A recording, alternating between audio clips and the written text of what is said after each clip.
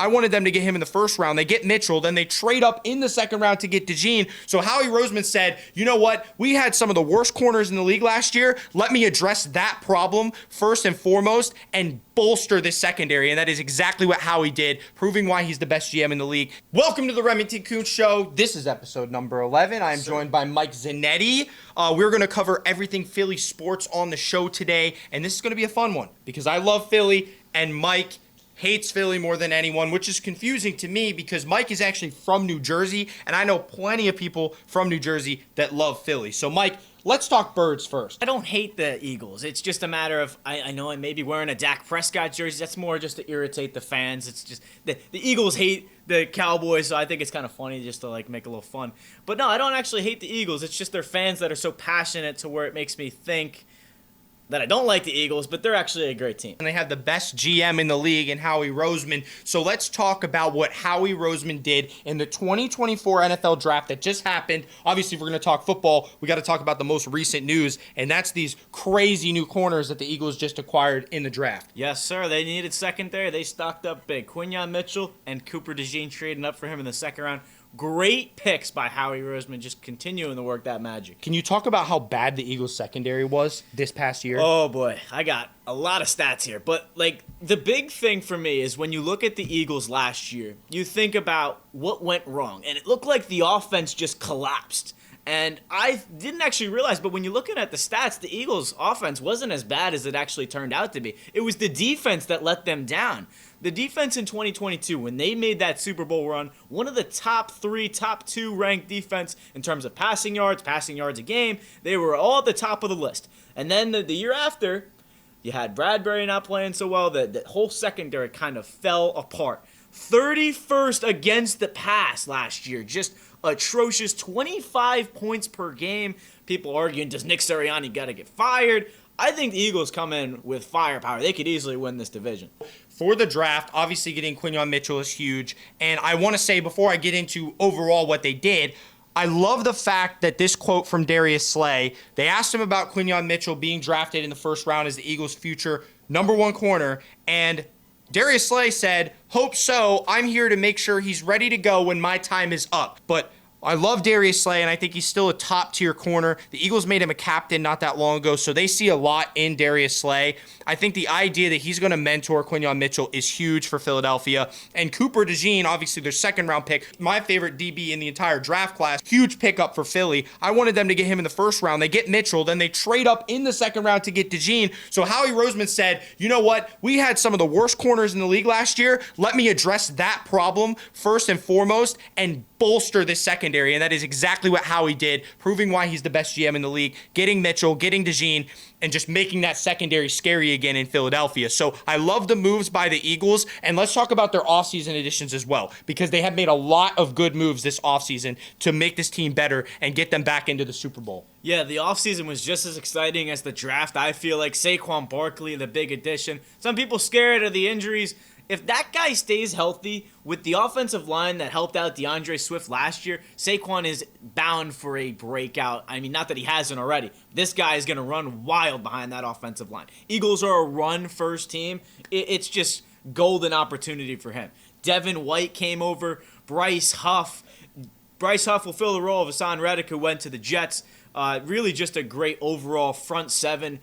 Rounded out the secondary in the draft. It's a really great team. They've been drafting defense for years. Obviously, Jalen Carter was a huge addition. Jordan Davis. They've gotten a lot of really good players over the years. And now I see that they're working on the back end. And obviously, now that you get Cooper DeJean and Quinyon Mitchell, you can make some rotational pieces work out. You have C.J. Gardner-Johnson coming back, and then he went to the Lions. He was injured last year, but now he's back. And you think back to the great Eagles teams. They always had a good, strong safety. They had Malcolm Jenkins. Back even farther, they had Brian Dawkins. C.J. Gardner-Johnson is a huge piece for the Eagles secondary. They need him in there, and they could even rotate Cooper DeJean into safety if need be. But the idea is to keep James Bradbury in that #4 corner spot so that he's not touching the field as much because, to be honest, James Bradbury, one of the worst corners in the league statistically, you need to keep that guy off the field as much as possible, and we agreed a #4 corner doesn't touch the field much. So the Eagles are doing what they need to do to make this team better, get themselves back into the Super Bowl. And if they don't, Nick Sirianni, like you said, his job could be in jeopardy.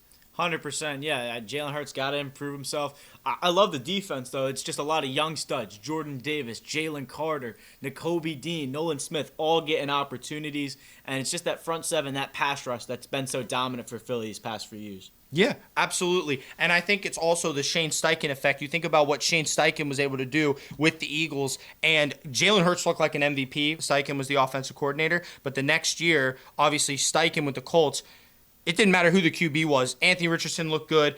Even Gardner Minshew looked good in that offense. So there's some stats for you. The Colts with Gardner Minshew at quarterback. 15th offense, middle of the pack with Gardner Minshew. the Philadelphia 76ers, Mike, What about them? they can't play 4 quarters. They can't. This whole series against the Knicks, they have led in the first quarter, at the end of the first quarter in all but one game. And that game, they only were down 29-27. So I just don't understand how this team has looked so good in the first quarter for the entirety of the series, and then the rest of the game, they just suck.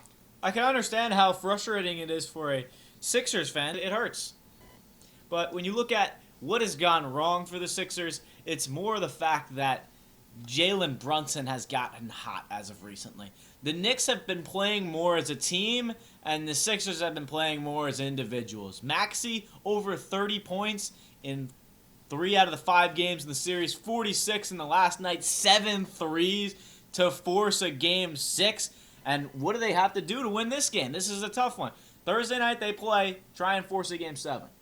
And obviously, Maxey is the only reason they're looking at a possible game 7. Tyrese Maxey dominated in that last game for the Sixers. Obviously, Embiid had his moment in the one game that they won in Philly where he dropped 50 points. That was Maxey last night scoring 46. They were losing that game. This was one of those moments where Knicks fans got to feel how we felt as Sixers fans back in game 2, where we thought we had won that game. There was no time left, and then Knicks came back and won that game. They had a little bit of help from the officiating, but in this one, there was no help from the officiating. And then in overtime, outside of the one run that Jalen Brunson had in the overtime period, he's been getting hot, but a lot of their other shooters have started to cool off, like Josh Hart hasn't been as much of a factor. Miles McBride had that one crazy game for them, and then obviously Dante DiVincenzo. The one guy for the Knicks that continues to impress me is Isaiah Hartenstein. But for Philly, the key is get the ball in Tyrese Maxey's hands, because in the clutch situations, he's able to bring his team back single-handedly. He got a 4-point play by making a 3, getting fouled, making the free throw, and then from the logo, hitting a 3 to tie the game and send it to overtime. I can't get enough of this guy. He is so fun to watch. The problem with the Sixers is, and I know how much hope people want for game 7, you look at Jalen Brunson. Last 3 games. 40, 47, 39. And if they continue that hot streak, if it's just one game of Hart hitting threes or DiVincenzo, one of those guys gets hot, OG even starting to light it up. Who knows? That's where the series is over. And to win 2 games is so incredibly hard. You're going back home, so that's a benefit. Maybe you force a game 7, but I don't personally see any possibility that this team wins it in 7. And this is the key, the role players. You said it. DiVincenzo's been good. Hart's had his moments as well. McBride's had his moments. Hartenstein, Bogdanovich, all of these guys play a role, even Mitchell Robinson. So for the Sixers, like you said, it's so top-heavy, their lineup. Maxey and Embiid averaging over 30 a game. As you said, no one else on that team has done much of anything. Kelly Oubre kind of been scoring. But what I want to talk about is Tobias Harris. This guy is making almost $40 million to be a bum for the Sixers. I mean, this guy's averaging, 10 points in this series? He's got about 8 rebounds a game, but he's just not playing like a number 3 option on the Sixers. He's not the number 3 option. So I just don't understand how he's being paid as much as he's being paid. And he's even said recently that he does not want to be in Philly. He wants to go back to Detroit or wherever. I don't understand Tobias Harris. Like, this guy is really ticking me off right now. At this point, you're paying all this money for a role player. Yep. And that's what the Knicks have. The Knicks have all of Villanova over there. Yep. And it's just working out. Josh Hart don't need a lot of money to play, but he'll play his heart out. And that's the thing with Tobias. He's just there. He's just hanging out. He'll shoot a 3. He'll do whatever. And it's just like, nonchalant. And when I'm watching the game, I'm like, anybody but this guy shoot the ball. You know what I mean? It's almost like is it regular season out there for him? I don't know. But I don't know. The third most paid player on that team is Buddy Hield. He was one of those trade deadline acquisitions for Philly. Really, their only trade deadline acquisition because they got Kyle Lowry after he got released. That was their second pickup. But man, Buddy Hield has done nothing in this series. I mean, literally done nothing in this series. Buddy Hield averaging about 10 minutes a game, 1 point a game, and 0.3 rebounds and assists. This guy has been terrible, and I originally thought Buddy Hield was going to be that leading scorer off the bench for Philly, but every time they take Embiid off the court, they get shellacked. So it's really tough to watch this team at times. I feel like, because Buddy Hield didn't have 1 minute in the last game, which sucks because you want to see your younger stars that you traded for to try and actually, bring the team up. But it's just kind of been like Philly's falling apart here, and I think they got lucky with winning that last game in Game 5. I don't think they get out of Game 6 alive, even in Philly. I do think they win Game 6 and force a Game 7 at the very least. It's plain, it's simple. The Phillies have the best rotation in baseball. Mike, the stats are there to back it up. The Philadelphia Phillies pitching staff as a whole leads the major leagues in wins, leads the NL in ERA. They are tied for first in the MLB in complete games. They are first in the NL in shutouts. They are first in the major leagues in strikeouts. And they are first in the NL in walks, hits per innings pitched, as well as tied for second in the NL in batting average against. This staff is loaded. The starters have been doing their job, the best pitching rotation in all of baseball, and these stats are with the bullpen pitching as bad as they have for the entirety of this season. The big question is, who can even compete with this team in the NL? You got the Braves without Spencer Strider, the Brewers who started hot, but they're 5-5 in their last 10. It's really a matter of, do they win the NL East or the NL at this point?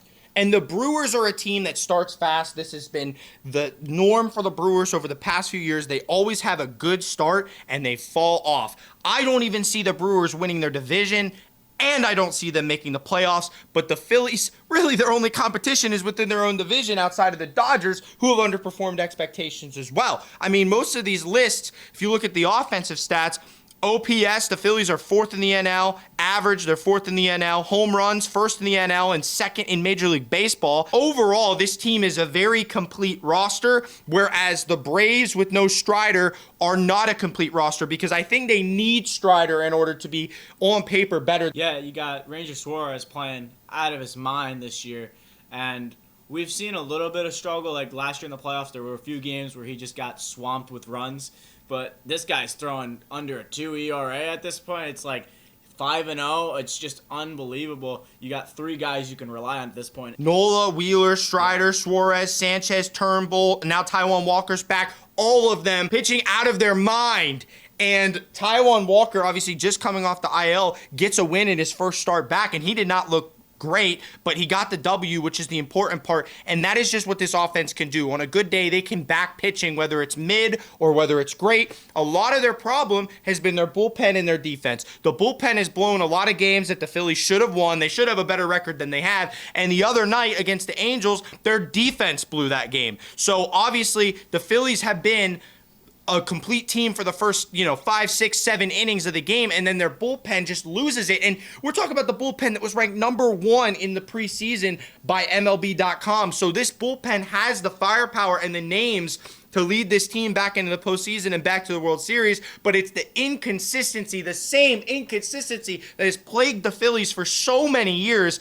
And like you said, there aren't many teams in the National League that can compete with the Phillies right now. I think they have a really good chance to win the division, especially with the Braves having no Strider, because I truly believe he's the best player on that roster, even better than Ronald Acuna. They need Spencer Strider, and when you take a guy like that out of the mix, the Braves don't have the back-end rotation pieces to make up for that like the Yankees do with Garrett Cole. Garrett Cole being out doesn't hurt the Yankees as bad as Strider being out for the Braves because the Yankees have a lot of good pitchers. They got Rodon, they got Cortez, they got Stroman, and Clark Schmidt, you got Luis Heel. The Braves don't have that kind of depth at starting pitcher, and the Phillies have that kind of depth. If somebody goes down, you got Christopher Sanchez at your 5, Spencer Turnbull's your 6th best starter, so whether you do a 6-man rotation or you do 5 and keep Turnbull healthy to come in if somebody gets injured, Not to mention, you got Mick Abel in the minors, one of the top pitching prospects in baseball. He's ready to come up if need be. So you basically have 2 backup options down the stretch if guys get hurt. The Braves don't even have 5 guys they can put out there that you can trust. Yeah, Trey Turner's been hot. I mean, the offense is really what you have to rely on here. The pitching is going to get you through the game. You'll get those 1 or 2 runs. That's all you really got to do to lean on the pitching. But it's key to have that type of insurance runs on the offensive side. And that's the key. Trey Turner's playing like Trey Turner. Alec Boehm is a star in the making. I would argue a superstar in the making. This guy is unbelievable. Bryson Stott got out to a cold start, but he's a stud. Brandon Marsh, also a stud. This whole lineup is loaded, and that's with no Nick Castellanos really hitting the ball at all. And obviously, Bryce Harper still hasn't had his moment. He had that one game against the Reds where he hit 3 home runs, carried his team single-handedly to victory, but he hasn't really broke out yet, and the Phillies are winning without him. So you get Bryce Harper hot, you get that bullpen hot. I think this team's pretty much untouchable. The Braves and the Phillies. That's been the rivalry pretty much for the past 2 seasons in the playoffs. It's the 2 teams going to battle out for the East. Agreed. And obviously we'll see if the Dodgers can straighten things out and get back into that pole position in the National League. But as far as I'm concerned, this is the Phillies division and league to lose. That's all we have time for today. Thank you for being my co-host today, Mike. Thank you everyone for watching. This has been the Remington Kuhn Show. We'll see you next time.